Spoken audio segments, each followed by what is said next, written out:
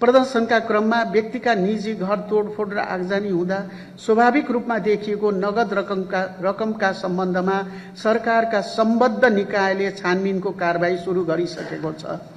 संघीय लोकतान्त्रिक गणतन्त्र प्राप्तिका लागि भएका त्याग, बलिदान एवं संघर्षबाट प्राप्त उपलब्धिलाई संस्थागत गर्दै वर्तमान जेनजी आन्दोलनले उठाएका आवाजहरूलाई सम्बोधन गर्न सबैले हातेमालो गर्नुपर्ने अवस्था छ। मुलुकको स्वाधीनता, सार्वभौमसत्ता, भौगोलिक अखण्डता र राष्ट्रको रक्षार्थ हामी सबै नेपाली एकबद्ध भई विवेक पुर्याएर अगाडि बढ्नु पर्ने परिस्थिति छ।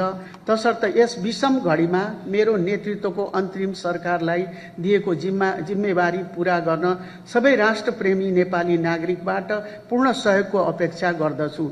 गुणस्तरीय सम्मानपूर्वक जीवन, आर्थिक विकास र समृद्धि, सामाजिक न्याय र भ्रष्टाचारको अन्त्य जेनजी युवा पुस्ता र हामी सबैको साझा एजेन्डा भएकाले यी लक्ष्य प्राप्तिमा कति पनि समय खेर नफाली आम नागरिकले आफ्नो क्षेत्रबाट योगदान गर्नुपर्ने खाँचो देख्दछु।